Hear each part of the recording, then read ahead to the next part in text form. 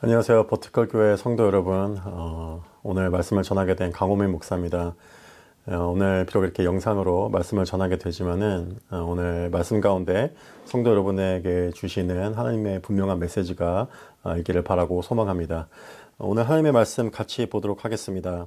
오늘 함께 보실 말씀은 열왕기상 19장 9절부터 18절까지 말씀입니다. 찾으셨으면 제가 봉독하도록 하겠습니다. 엘리야가 그곳 굴에 들어가 거기서 머물더니 여호와의 말씀이 그에게 임하여 이르시되 엘리야야 내가 어찌하여 여기 있느냐. 그가 대답하되 내가 만군의 하나님 여호와께 열심히 유별하오니 이는 이스라엘 자손이 주의 언약을 버리고 주의 제단을 헐며 칼로 주의 선지자들을 죽였음이오며 오직 나만 남았거늘 그들이 내 생명을 찾아 빼앗으려 하나이다. 여호와께서 이르시되 너는 나가서 여호와 앞에 산에 서라 하시더니 여호와께서 지나가시는데 여호와 앞에 크고 강한 바람이 산을 가르고 바위를 부수나 바람 가운데 여호와께서 계시지 아니하며 바람 후에 지진이 있으나 지진 가운데서도 여호와께서 계시지 아니하며 또 지진 후에 불이 있으나 불 가운데서도 여호와께서 계시지 아니하더니 불 후에 세미한 소리가 있는지라. 엘리야가 듣고 겉옷으로 얼굴을 가리고 나가 굴 어귀에 섬에 소리가 그에게 임하여 이르시되 엘리야야 내가 어찌하여 여기 있느냐. 그가 대답하되 내가 만군의 하나님 여호와께 열심히 유별하오니 이는 이스라엘 자손이 주의 언약을 버리고 주의 제단을 헐며 칼로 주의 선지자들을 죽였음이오며 오직 나만 남았거늘 그들이 내 생명을 찾아 빼앗으려 하나이다. 여호와께서 그에게 이르시되 너는 내 길을 돌이켜 광야를 통하여 다메섹에 가서 이르거든 하사엘에게 기름을 부어 아람의 왕이 되게 하고 또 너는 또 님시의 아들 예후에게 기름을 부어 이스라엘의 왕이 되게 하고 또 아벨르홀라 사밧의 아들 엘리사에게 기름을 부어 너를 대신하여 선지자가 되게 하라. 하사엘의 칼을 피하는 자는 예후가 죽일 것이요 예후의 칼을 피하는 자는 엘리사가 죽이리라. 그러나 내가 이스라엘 가운데 7,000명을 남기리니 다 바알에게 무릎을 꿇지 아니하고 다 바알에게 입맞추지 아니한 자니라. 아멘. 여러분 인생을 살다 보면은 우리가 모든 것을 포기하고 싶을 때가 있을 수 있습니다. 특별히 큰 실패를 경험한 후에 더 이상 나에게는 어떤 희망도 어떤 미래도 또 내가 하는 일에 어떤 의미도 없다고 이제 결단을 내려버릴 때가 있죠. 그때 모두가 그런 것은 아니지만은 어떤 사람들, 큰 절망에 빠진 사람들은 어떤 동굴 속으로 들어가서 숨고 싶은 그런 마음이 들 때가 있습니다. 아무도 보고 싶지 않고 아무것도 듣고 싶지 않고 또 하나님을 예비하는 그 자리도 나아가기 싫어지는 그런 마음이 들 때가 있는 것이죠. 오늘 본문에서 절망 가운데 스스로 굴에 들어가서 숨은 한 사람을 우리는 보게 됩니다. 그 사람의 이름은 엘리야이죠. 그는 왜 그 깊은 곳에 숨어버린 것일까요? 오늘 본문 말씀을 이해하기 위해서는 오늘 본문 이전에 나오는 스토리를 우리는 이해할 필요가 있습니다. 여러분 갈멜산 그 결투 이야기 아시나요? 갈멜산에 이제 엘리야 선지자가 이제 바알의 선지자들 450명을 모아놓고 이제 이스라엘 백성들 앞에서 이제 결투를 벌이는 그 모습을 우리 이전 에피소드에서 발견할 수 있게 됩니다. 그곳에서 이제 바알 선지자들을 모아놓고 여기서 누가 진정한 신인지 한번 밝혀보자고 이제 도전을 하며 나아가는 것이죠. 그때 하늘에서 하나님의 이름을 부르며 엘리야 선지자가 나아갈 때 하늘에서 불이 내려와서 그가 만들어 놓은 제단과 번제물을 태워버리는 그 장면을 보고 이스라엘 백성들이 이제 여호와께 돌아오는 모습, 또 바알 선지자들이 이제 죽음으로 나아가게 되는 모습을 우리는 발견하게 됩니다. 하지만 이 엄청난 승리 후에 이 소식을 한 사람이 듣게 되죠. 그 사람의 이름은 아합의 아내 이세벨이었습니다. 아주 악한 사람 이세벨이었는데 그 사람이 그 소식을 듣게 되자 이제 엘리야 선지자에게 사람을 보내서 이렇게 얘기합니다. 내가 분명 너를 죽이고야 말겠다. 오늘 안에 너를 당장 죽이고야 말겠다 하고 이제 맹세를 하게 되는 것을 우리는 발견하게 됩니다. 엘리야는 그 소식을 듣자마자 가던 길을 돌아서 광야로 도망을 하게 됩니다. 광야로 도망하는 길에서 이제 한 나무, 로뎀 나무를 발견해서 그 안에 주저앉아서 하나님께 이렇게 기도를 하죠. 하나님, 내 목숨을 이제 가져가 주시길 바랍니다. 라고 하나님께 간절한 기도로 나아가게 되는 모습을 우리는 보게 됩니다.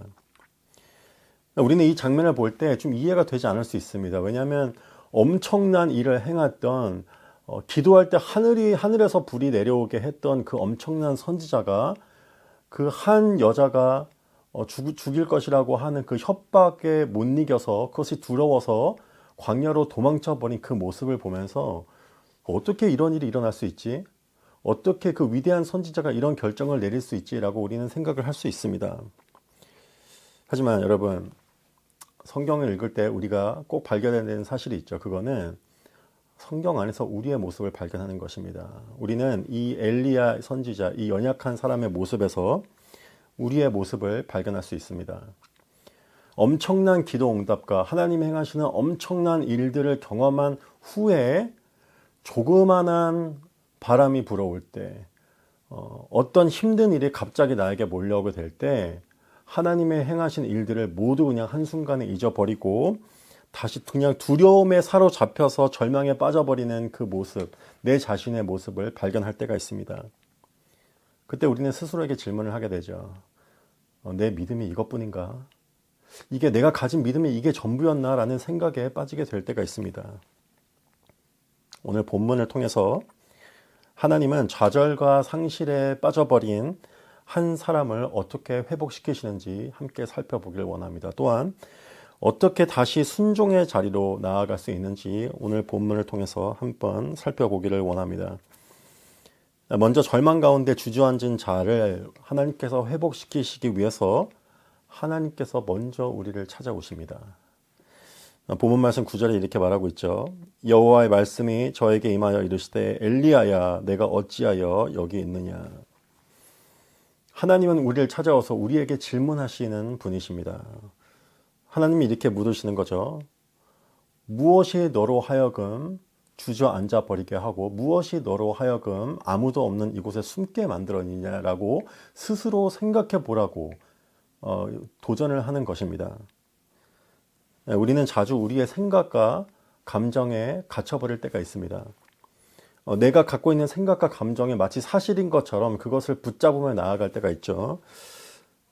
그때 우리는 하나님의 말씀 가운데 우리 스스로를 한번 돌아봐야 됩니다.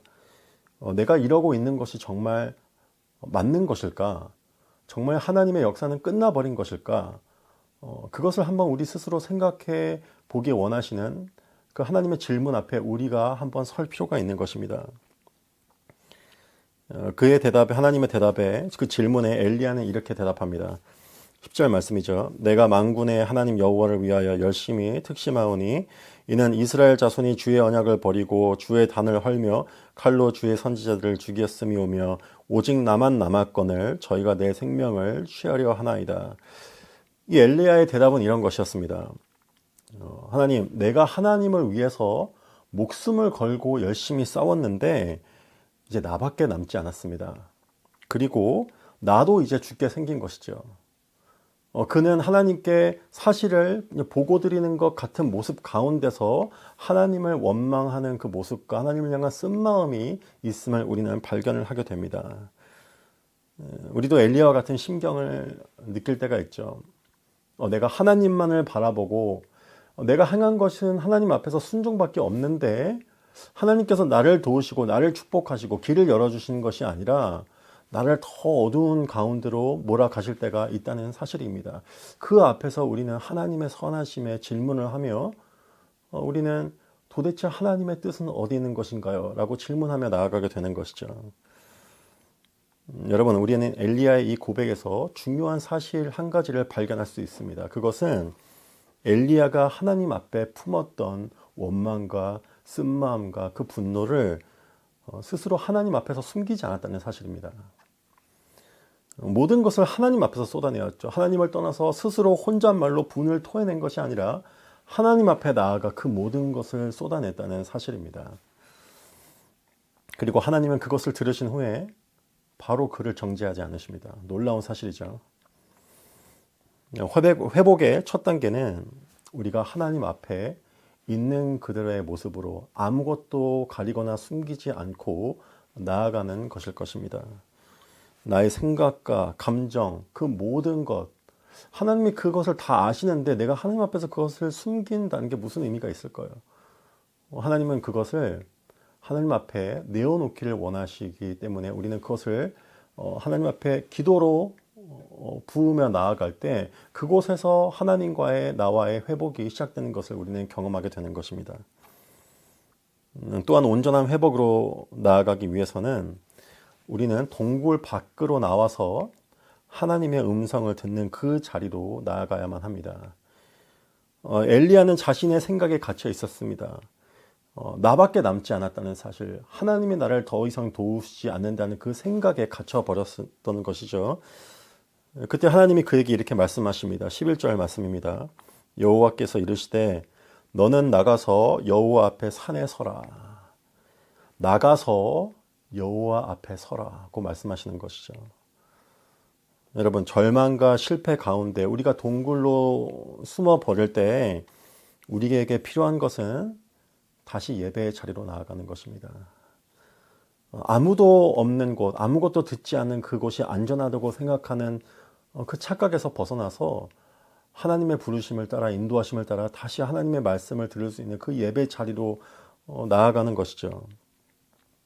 그때 나에게 말씀하시는 하나님의 임재 앞에 우리는 다시 설 수 있게 될 것입니다. 동굴 안은 지금은 편할지라도 그곳은 내 영혼이 무너지는 자리고 죽음만이 있는 자리입니다. 내가 살기 위해서는 생명이 계신 하나님의 그 임재 앞으로 우리는 나아가야만 하는 것입니다.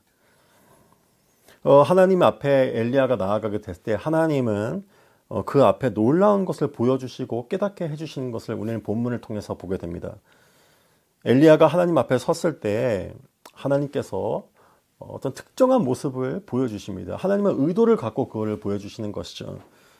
하나님이 엘리야 앞에 지나가십니다. 이제 지나가시는데 지나가신 후에 크고 강한 바람이 산을 가르고 또 바위를 부술 만큼 그 엄청난 바람이 일어나게 되는 것을 보게 됩니다. 하지만 놀라운 사실이 있죠. 거기에는 하나님이 계시지 않았다는 사실입니다. 그것이 지난 후에 또 지진이 일어났는데 그 지진 가운데서도 하나님이 계시지 않았다는 사실이죠.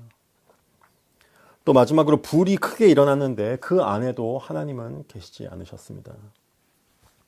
하지만 그 후에 세밀한 소리가 있었다고 오늘 본문은 이야기를 하고 있습니다. 그 음성을 듣게 되자 엘리야는 그 소리를 듣고 겉옷으로 자신의 얼굴을 가리게 됩니다. 구약에서 사람들이 하나님의 그 임재 앞에 그 영광을 보게 될 때 자신의 얼굴을 가렸죠. 왜냐하면 그것을 보고 살아남을 사람이 없었기 때문입니다. 그것이 무엇을 얘기하고 있냐면은 그 세밀한 음성 가운데서 엘리야는 하나님의 임재를 발견하고 느꼈다는 사실입니다. 여기서 우리는 중요한 사실을 깨닫게 됩니다.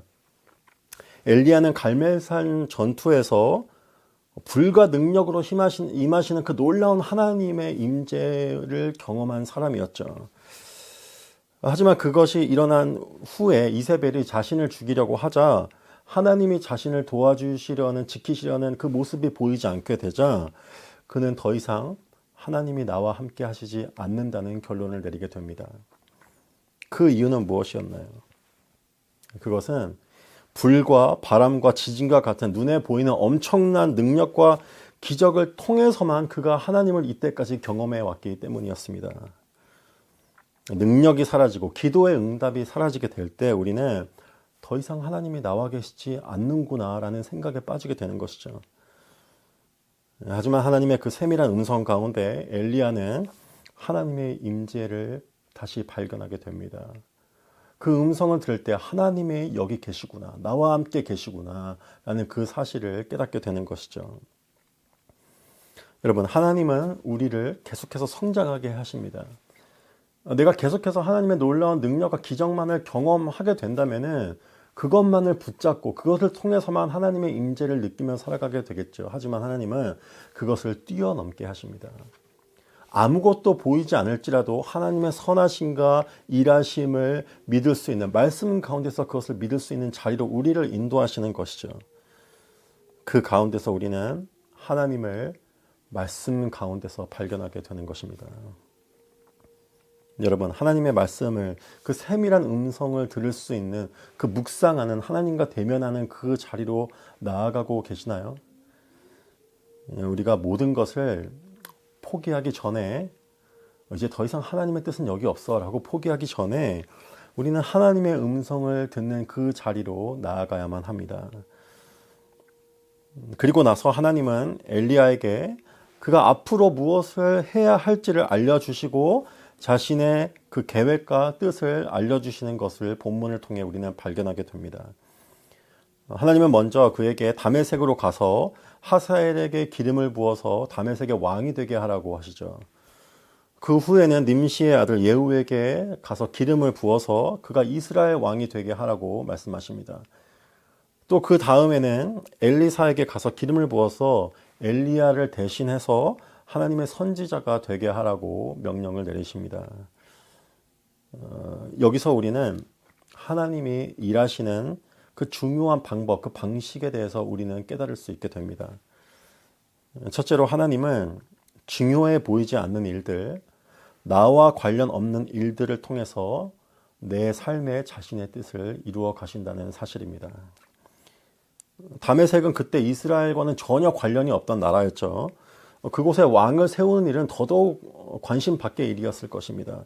하지만 하나님은 엘리야에게 그곳으로, 이방 나라로 가서 왕을 세우라고 말씀을 하시는 것이죠. 여러분, 눈에 아무 일이 보이지 않는다고 하나님이 일하고 계시지 않는다는 것은 아닐 것입니다. 우리가 눈에 보이지 않는 곳, 그곳에서도 하나님은 자신의 뜻을 이루어 가신다는 사실을 우리는 꼭 기억해야만 합니다.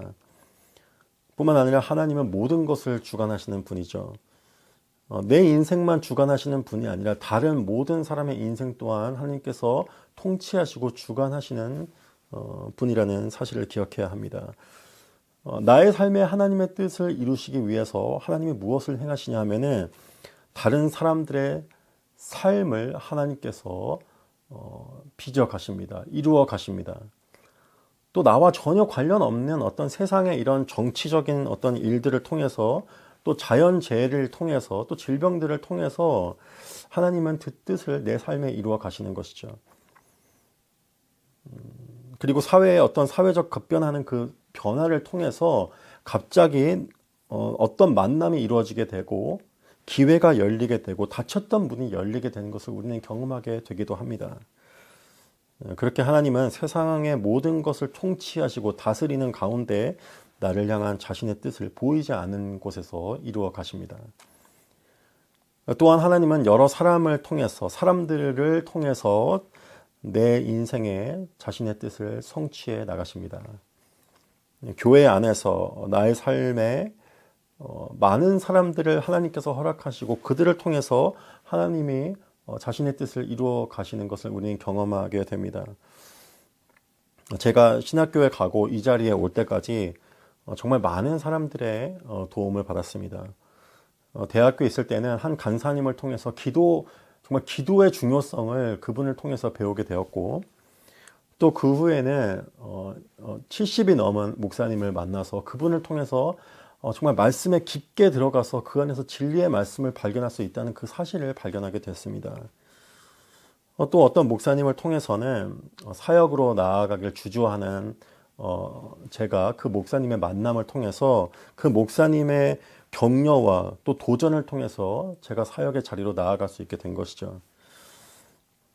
하나님이 여러분의 인생 가운데 자신의 뜻을 이루시기 위해서 허락하신 많은 사람들이 있습니다. 그리고 그들 모두 자신의 뜻을 위해서 사용하시는 것이죠.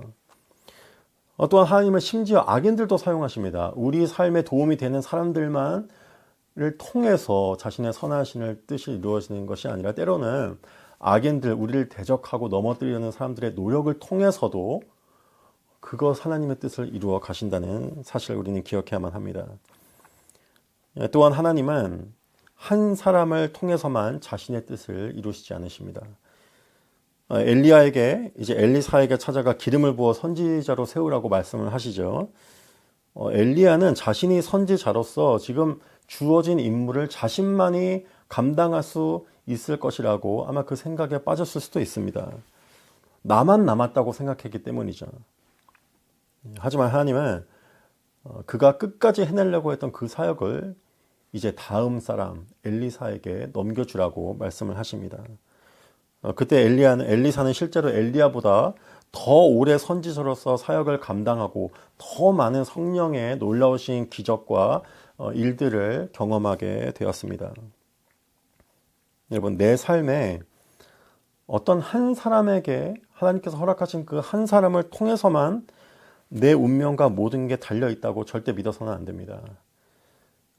그 사람이 없어졌을 때 내 모든 희망이 사라지고 내 존재의 이유도 사라진다고 생각할 수가 있죠. 하지만 하나님은 한 사람을 통해서만 일하지 않습니다. 사람은 절대 우리의 구원자가 될 수 없다는 사실을 우리는 꼭 기억해야만 합니다.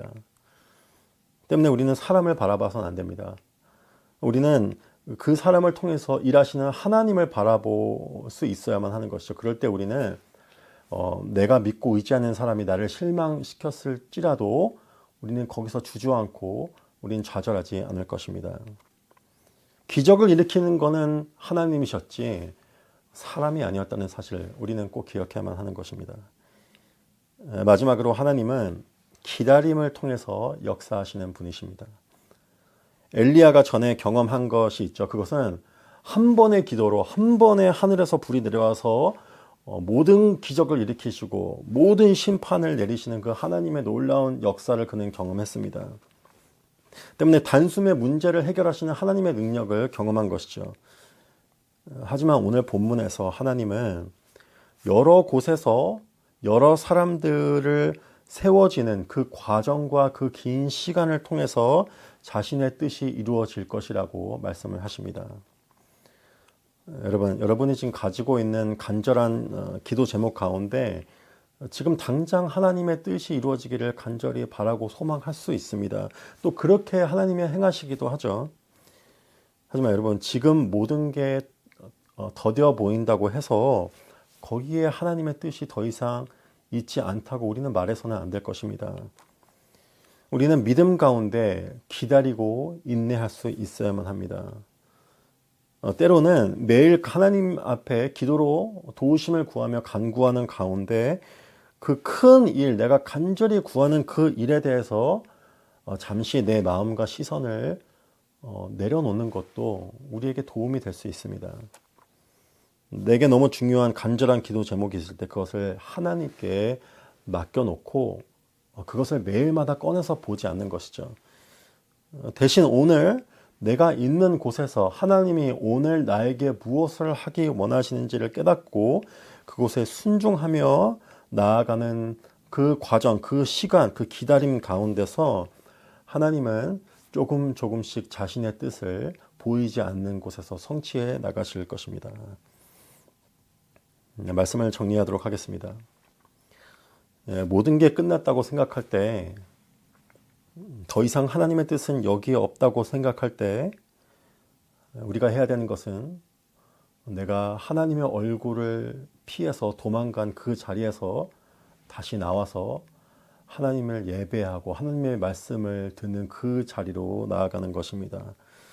그때 나에게 말씀하시는 그 하나님의 말씀의 음성에 귀를 기울이게 될 때 그 세밀한 음성을 우리는 듣게 될 것입니다. 그때 우리는 알게 되는 것이죠. 하나님의 역사하심은 끝나지 않았다는 사실과 내가 해야 할 일들이 아직 남아있다는 사실을 우리는 깨닫게 됩니다. 때문에 오늘 엘리야에게 말씀하신 것처럼 우리는 다시 내가 도망쳐 나온 그 광야로 우리는 다시 나아갈 수 있게 되는 것입니다.